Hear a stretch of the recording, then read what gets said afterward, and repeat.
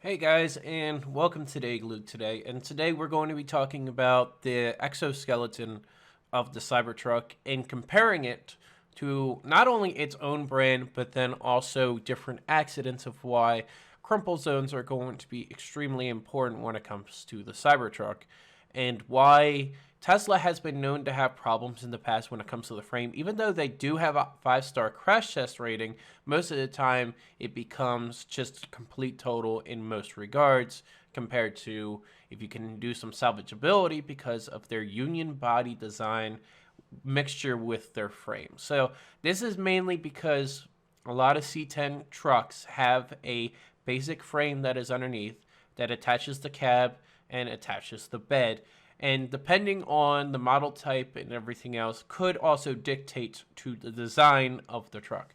So we're going to get into it with most of what I see. Now, I do have this engineers what they talk when they tore apart the Tesla Model 3.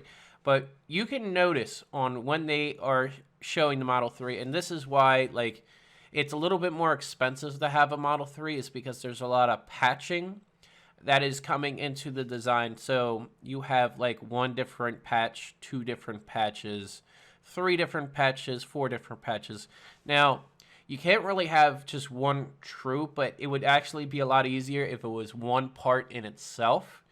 But I don't know why they don't have that part in itself. Maybe it's because of their manufacturing. Maybe they didn't get to the machine of the machine that would be better for implementing this kind of design better. But in all retrospect, what it comes down to is weight in the front. The biggest thing that helps, especially for like a regular ICE motor versus something else like that, is that you have around, on average, with a small car, around 300 to 350 pounds just for the engine, not including the transmission and the drivetrain. That would be added weight that you could have to protect yourself from a front end collision.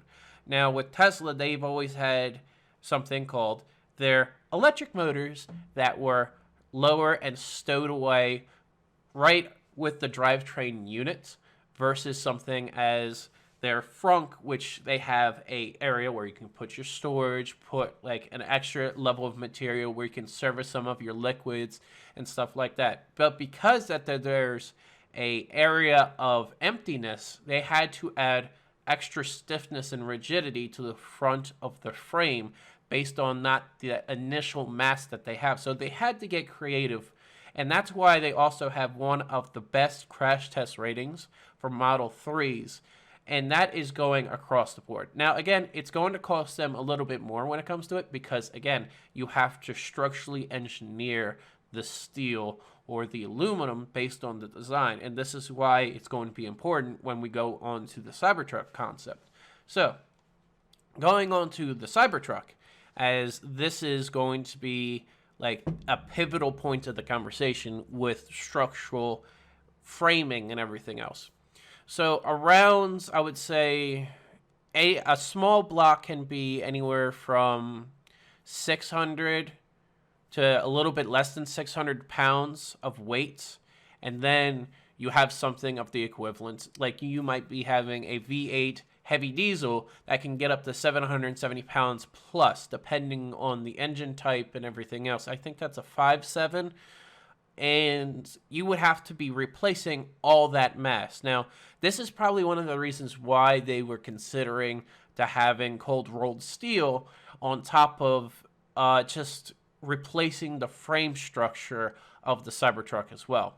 So one of the bigger advantages towards having the Cybertruck in this kind of model is that it has something that you need to protect. You need to have that extra rigidness on the front when it comes to that because, again, you are taking away anywhere from 500 to 770 pounds of mass that is in the front that is able to protect your vehicle in case of a accident. So what I'm showing right now is a bunch of shear crashes. So a shear crash is something on the coexistence of just being able on a side collision or something else of the sort where it's protecting you from initial crash at the front from shear crashes, something that you can see in different regards. Now, again, I'm just bringing this up so that you can see of different kind of crashes on over here where people had front-end collisions. Now, most of these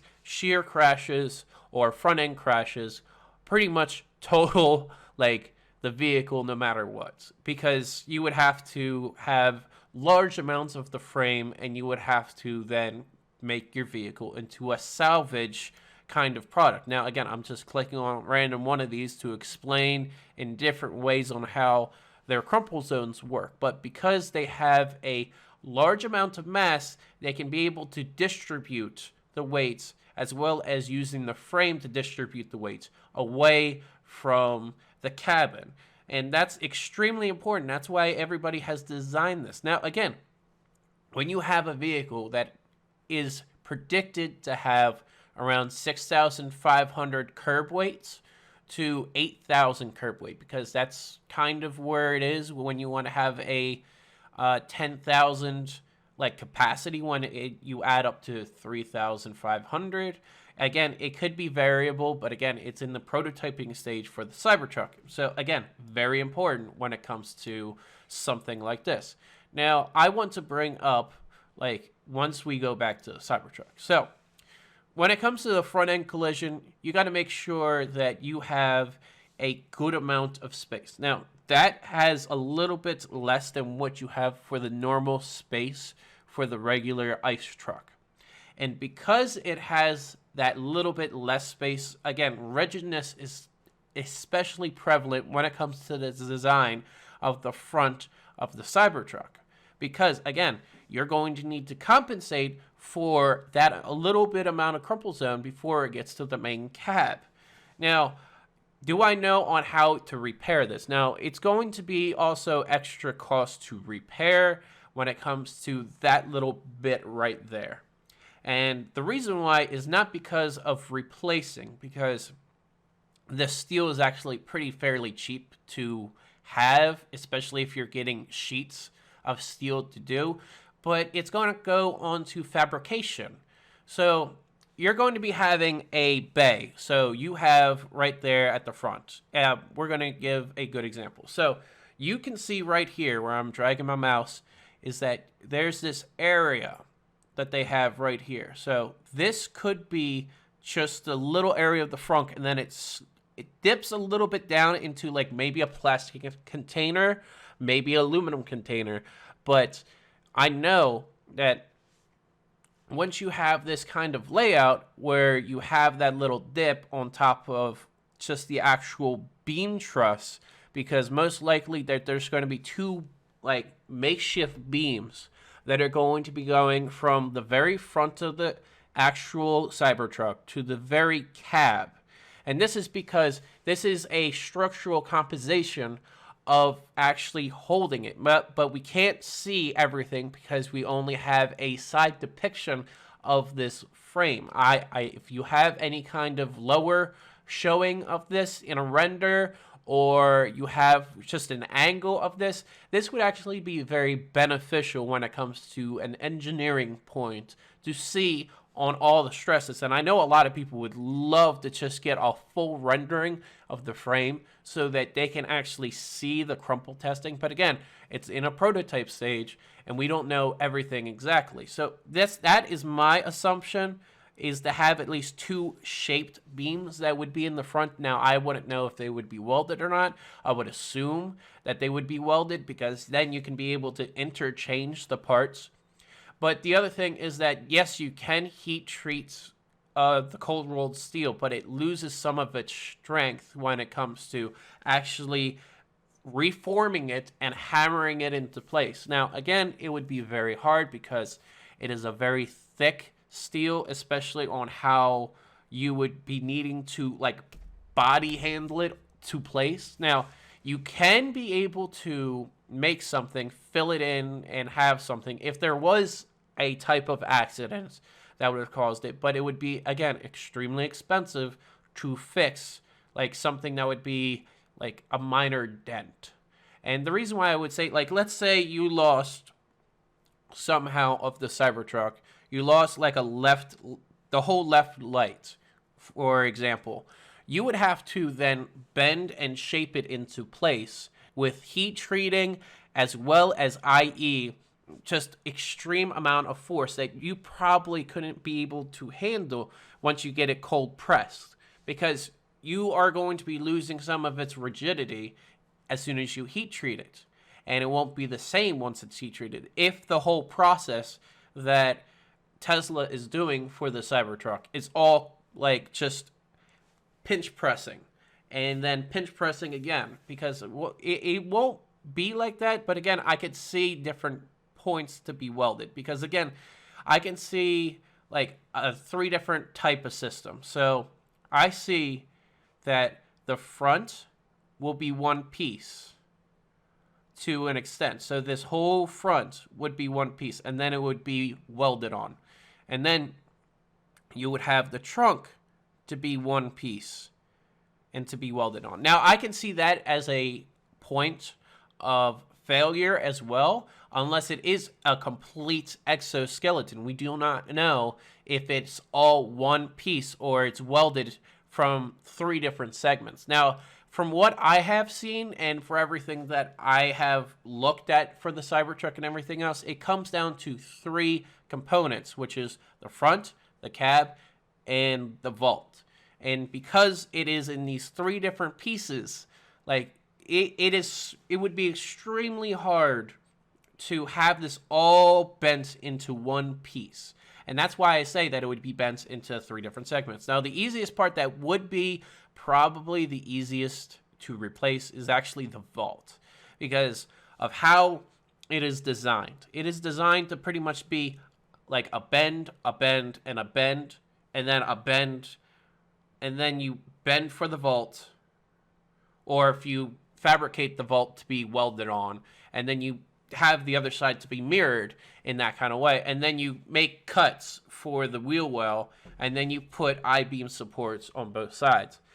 That is what I would definitely see as an exoskeleton type. Now, an exoskeleton doesn't consist of everything when it comes to modifications and everything else when it comes to the folding, bending of the design. But that is my personal assessment for what could be done, is that there would be at least 2 I-beams or similar in the front that can compensate for that amount of stress that you'd be having during a front-end collision, because there would not be nothing there. So between the mixture between cold-rolled steel and beam structural support of what I would say would actually do for front-end crashes that you would be seeing, and even though it would be totaling the car in the first place, it would be actually easier to just cut this whole segment out from their weld points and then put another front end or back end on than just one complete unit. So you have 2 different ways of doing it, which is actually metal shop working it, which when it comes to labor, it would definitely get expensive.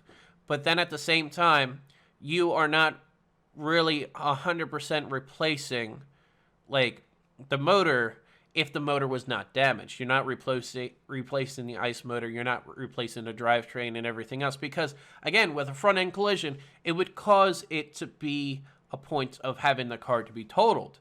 And that would definitely come down to it, because if you're looking at high impact levels of like almost everything that I see here, that would be totaled because of the extent of the extreme of the damage.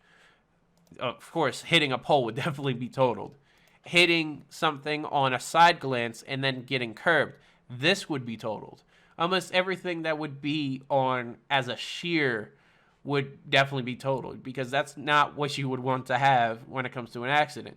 So let's just look up Tesla crashes.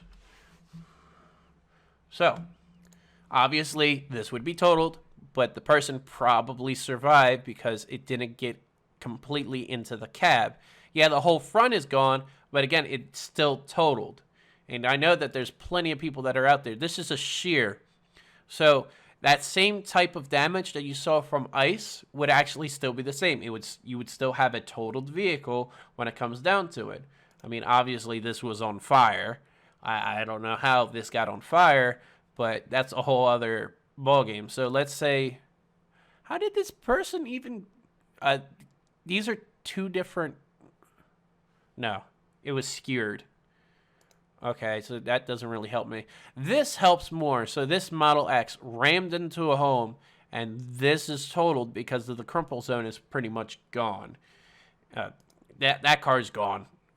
That was into the cabin. There's a complete fire, but that was probably on the newsworthy. This is a shear or front end collision that happened, and as you can see, it looks like the respondent was safe and the person in the cab was safe because it was able to easily exit the vehicle, even though you still see some of the airbags semi-deployed at this stage. It shows that it has a very safe crumple zone. And this is why it comes down to just a straight up statistics. So today we have, like, I don't know when this exactly was posted, but especially with like 40,000 fatal car accidents per year in the US.